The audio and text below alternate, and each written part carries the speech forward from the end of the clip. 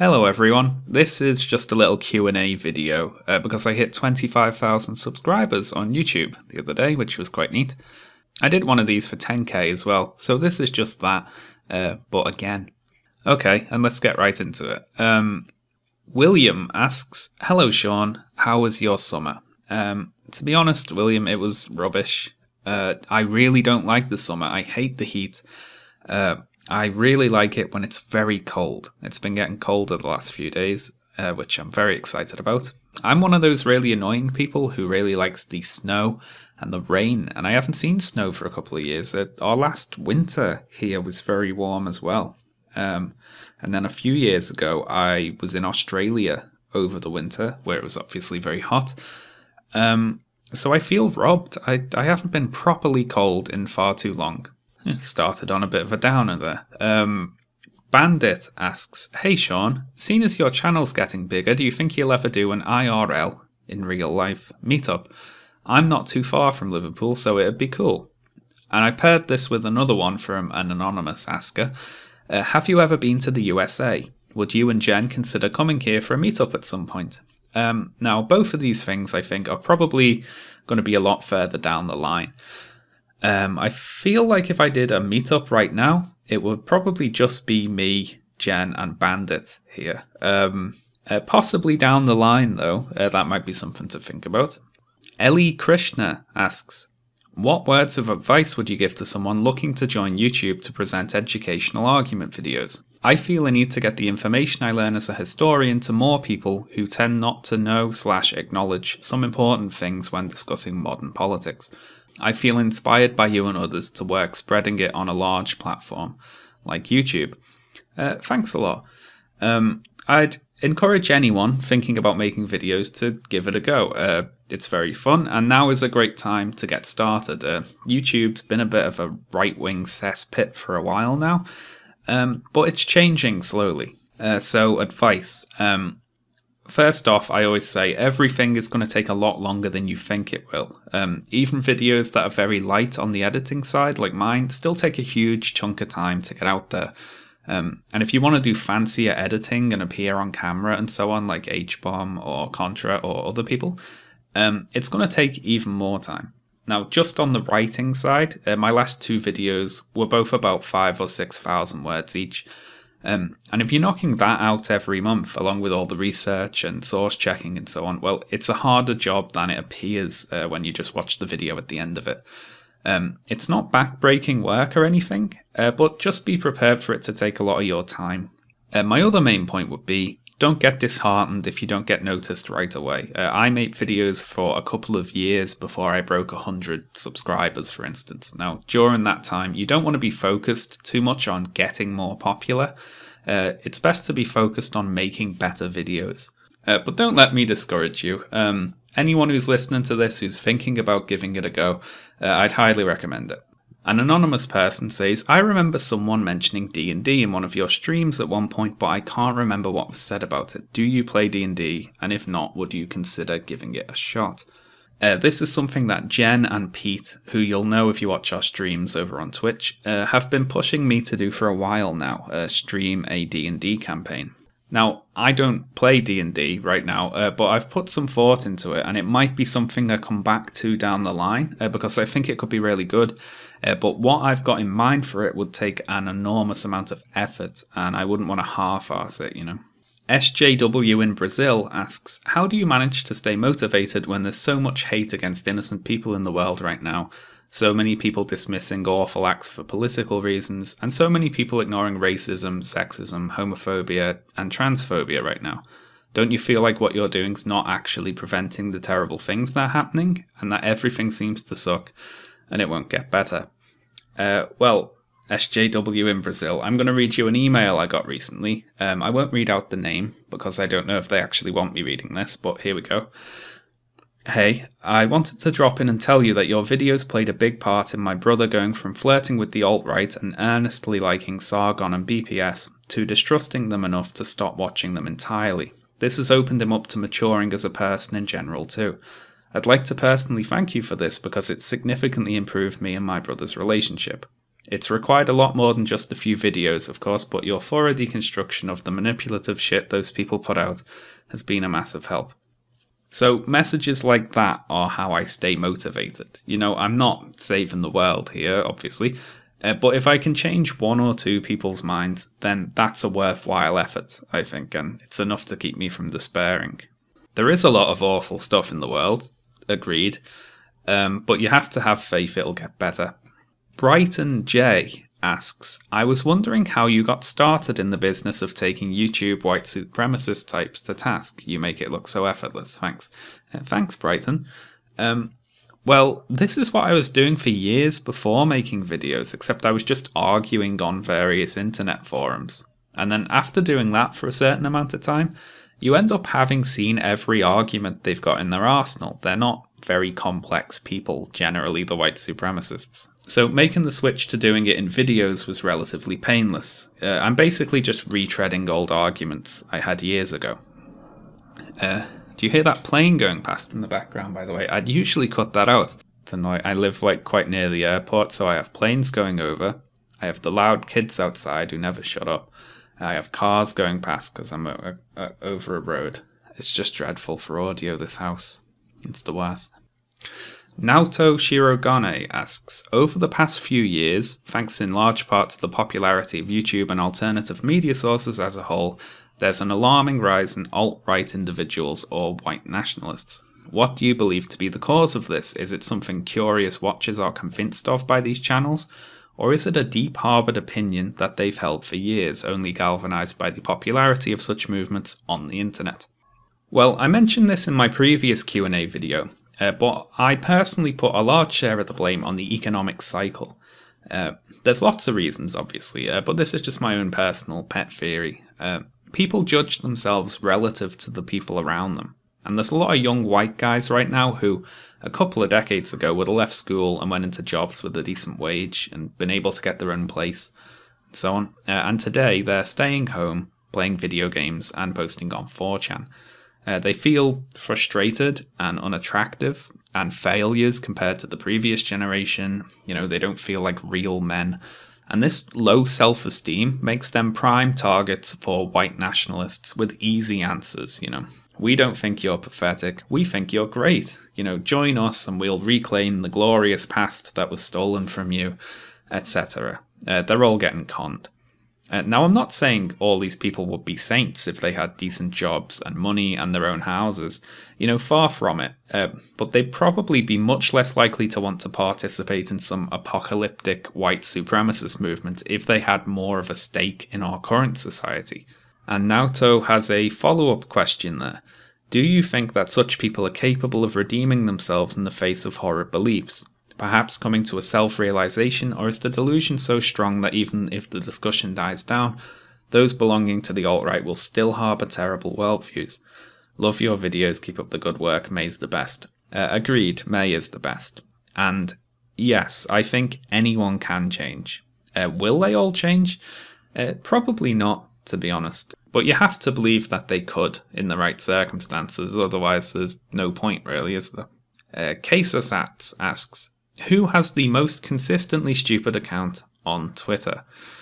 And it's an interesting question, this, because of course, Sargon of Akkad was recently banned off Twitter, which has opened something of a stupidity vacuum at the top there. So who should take his place? I have a few personal favourites. I like Fox from the West a lot, who's sort of a cartoon version of a middle-of-the-road milquetoast centrist. That guy T, who is a black libertarian who's friends with fascists and white nationalists. Now, I have no explanation for what he's doing. The best that I can come up with is that he's trying to pull off the most elaborate suicide in history. Overall, though, I'm going to have to give it to Ian Miles Chong, who pretends to be a journalist but believes and shares everything he reads immediately without fact-checking, so he shoots himself in the foot on a daily basis, and it's worth following him just for all the unintentional comedy. Eric asks, what are your thoughts about Antifa? Is that how we're saying that? I've seen a few people saying Antifa, and that sounded wrong to me. Anyway, well, Obviously, with a non-organization like that, it's impossible to make a broad statement that's true in every case. But overall, I think they're good. Any disagreement I have with anything they do would usually only be tactical instead of ideological. I am completely down with opposing fascism by whatever means are effective. An anonymous user asks, do you ever feel overwhelmed when you make long-form, reasoned and sourced responses and people either don't listen or people like Sargon and co shovel out unresearched drivel at such a rate? I'd find it exhausting. No, I like it, actually. I recently did something I don't usually do, and I read the YouTube comments for my most recent video. And there were lots of people disagreeing with me, obviously, saying, you're wrong, you're an idiot, and so on. But they weren't offering any actual counter-arguments. I saw a lot of dismissive insults, but nobody actually pointed out anything that I got wrong in particular. Now, some people might find that frustrating, I guess, you make a whole video and then people don't watch it and just guess at what you said in it or whatever. But I kind of like it. You're never going to convince everyone. And if the best that those people who disagree with you have to offer is insults, then it means you're winning the argument. Rory asks, what do you think about tattoos? Do you have any? I don't have any tattoos. Not because I'm opposed to them necessarily. I just don't trust myself to pick something that I wouldn't regret 6 months down the line. I've thought about it though. Maybe if I got in better shape. Share Anecdotes asks, what are some books you've enjoyed lately? All the books I've read recently have been in preparation for my last video, so a lot of Native American stuff. I'd highly recommend Bury My Heart at Wounded Knee, in particular if you're looking for a reason to be depressed. Also, I've paired this with a question from an anonymous user. Can you make some less depressing videos? Now, I'm sorry about that. I realise I haven't been covering very many fun topics lately. It's all terrorism and genocide and racism. I'll be releasing a video about a movie this month, but that'll still be a bit depressing because it'll have Stefan Molyneux in it. Apologies. This is just where my head's at right now, and I think it's probably better to work on what I want to work on rather than trying to force something light-hearted. An anonymous user asks, you ever tried peanut butter on toast with cheese melted on top? It's quite good. No, I haven't, and never contact me ever again, please. Dan asks, do you have any overarching plans for the channel? I think it's important that left-leaning thought exists on YouTube in more ways than just response videos to people like Molyneux or Sargon. Do you have any plans for making more general philosophy or political videos that go beyond disproving the arguments of right-wing YouTube personalities? Well, yes, Dan. The way I look at it right now, there's 3 types of videos I make. And first up is something that is just a straight response to something an anti-feminist or alt-right person said, with the aim of delegitimizing them, making them look silly, irritating them, that sort of thing. I've certainly done my fair share of that. But that sort of personality-based drama stuff isn't really my favourite thing to do. And now that I've got a more established viewer base of my own, it's something I don't think I'll need to do as much of. Next up is the response videos that are like, say, my videos about the Great Replacement or my most recent one about Native American genocide. Now, those are response videos to Molyneux and Lawrence Southern, but I'm just using them as a springboard in order to talk about the topic, They're just there to provide an example of someone who thinks the thing that I'm arguing against. The video's not actually about them. So that's sort of a mixed one. And the other type of video I could make is where I just cut them out of the equation entirely and do a video about an idea like my immigration and the Roman Empire video, which was just a straight-up history video, really. Now, I like doing those the most, honestly. That video was something of a little experiment there, will people still watch my videos even if they're not a response to someone else? I could have went out and found someone on YouTube saying immigration caused the fall of Rome and responded to that if it felt like, but I decided to just do a straight one. There's also a point to be made about the overall political landscape of YouTube. I mean, thus far, most of the very big channels have been anti-feminist, sort of right-wing, conservative viewpoints. Now, when you're trying to introduce leftist viewpoints onto YouTube, you're sort of conscious that you're swimming against the current somewhat. So it's very easy to frame your arguments as a response to what you see as the prevailing opinion. Now, as the lefty social justice crowd catches up to the other channels in terms of view counts, and even in terms of sub counts in some cases, it's less important to frame your arguments as a response to them because they are becoming less important as time goes on. As they become less dominant on the platform, they can be more easily ignored, and you can just push your own arguments without a need to frame it as a response to what you see as the prevailing argument. So yes, hopefully if my channel continues to grow and other channels like mine continue to grow, you'll probably see fewer response videos, just because it won't be as necessary to do that in future. Nekorug asks, my question is as follows. Please publicly retract your comments about Azusa from K-On! And issue a full apology for your transgressions. Now that's not a question, is it, Nekorug? That's an order. And no. Azusa is an off-brand Mio, and Mio isn't very good to begin with. Hi Sean, I've noticed that your Twitter and YouTube videos feel like they're almost from entirely different people. While I enjoy both, could you tell us more about your approach to either and why this difference might exist? Well, basically they're just different platforms.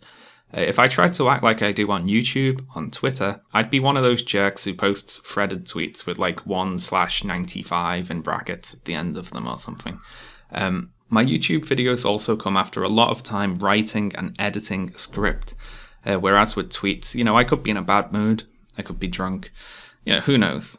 Dirac asks, how do you draw your own personal lines for operating within capitalism and disrupting it, for example, Patreon? Yes, being a critic of capitalism and also having to make money to eat and pay bills is kind of annoying. But I don't actually worry about it all that much, to be honest. There is no ethical consumption under capitalism, so they say. There's nothing I can do solely by myself in my personal life to offset the problems caused by capitalism, just like there's no amount of recycling I could personally do that would stop climate change. There are problems far too grand to be stopped purely by individual action, and any change would need to be on a much larger scale. That said, I still believe in trying to live as best you can within capitalism. I'm not about to go and become a slum landlord or something just because I believe capitalism's problems are systemic. There's still a certain amount of individual responsibility there. I just try not to be a gigantic bastard, basically, which is a good rule to live by.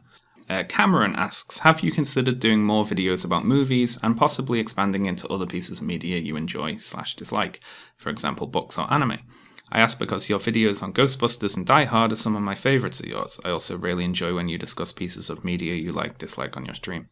Yes, Cameron, I could do this, but I tend not to for two reasons. And the first one is YouTube's copyright system, which takes videos down when it finds clips you've used of movies or TV shows in there, and then you have to put in a counterclaim, and then the video comes back up, and then a month later they do it again, and you have to put in another counterclaim, and it goes back and forth like that forever, and it's hugely annoying.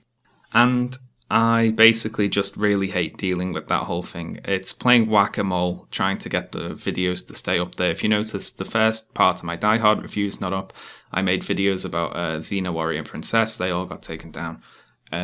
It's just a gigantic pain that I don't really particularly like dealing with. The second reason is that I just think my time's better spent talking politics rather than doing media analysis. Well, that's just my personal opinion of what I'm best at there. I know some people might disagree. Bert Lurkling asks, not to be too personal or anything, but how did you and Jen meet, and how long have you been friends for? We've been friends for more than 10 years now. We met in sixth form at school, and that's it. Nikki asks, congrats on 25k subs, you lovely Scouse hummingbird. As someone who thinks radical education reform should be a priority for the left, I was wondering A, what your time in school was like, and B, what do you think should be done to make schooling and education better for everyone, including children and adults? Well, my time in school was extraordinarily boring, if I tell you the truth.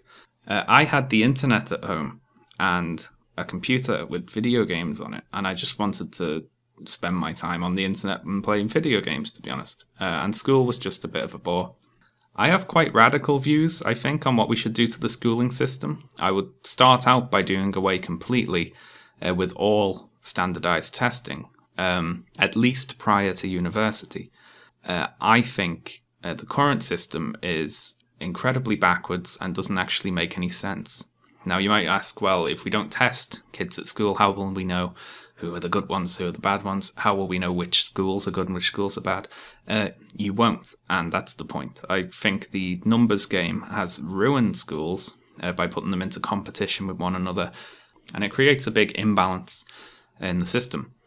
Now, you might say, well, what would we replace this with? We can't just have people turning up and saying, well, you know, I can be a doctor now. I would have industry-specific examinations, probably. For example, you want to be an engineer, you have to go and pass an engineering exam, but it's completely divorced from the schooling system and just open to the general public. This means people who come to certain realizations later in life, like I didn't get into history until I was about 25, and now I love it. I hated it in school because it was just memorizing large amounts of information with no context. We could have been learning anything, just random strings of numbers. I can't actually remember any of it now because it's been too long.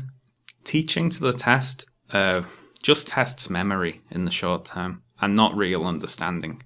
I'd also pay teachers a lot more because they work a really hard job and get paid peanuts. Teaching is a terrible job for what they get paid. And we'd need a lot more of them, so it'd have to be attractive as a job because we'd have to massively cut class sizes. We need a lot more schools. Basically, the system just needs a much lower focus on numbers and exams and grades and much more staff and funding and resources. An anonymous user asks, which anti-feminist / anti-SJW YouTuber do you find to be the most reasonable? I get this question a lot, actually, and none of them. Being opposed to social justice, for example, is not a reasonable position to me. So asking me which are the most reasonable is like saying, of the various people who think 2 and 2 equals 5, you know, which of them is the closest to being correct? And the answer is none of them. They're all equally wrong. Gabby asks, hey Sean, just wanted to know your religious beliefs and if you grew up in an atheist household or a Christian one. As YouTube atheists have stopped discussing religion except when it's Islam, would you ever do a debunking video of the Catholic Church or televangelists? I was raised by a single father whose approach to religion was always to say, you can believe whatever you like, just figure it out for yourself. He's not religious himself, but he never forced that on me. So religion has never really been that important to me, I guess. And now, I suppose you'd call me either agnostic or atheist, depending on your definition. As for videos specifically about religion, the televangelists is a possibility. There's some very shady business practices going on there. But as for videos about religion specifically, well, it's not really my area, to tell you the truth. Possibly in the future, but nothing planned right now. Okay, folks, that's all from me today. Keep sending me questions, though. I really like questions. Follow me on Twitter. All the usual stuff, you know. Thanks a lot, and I'll see you next time.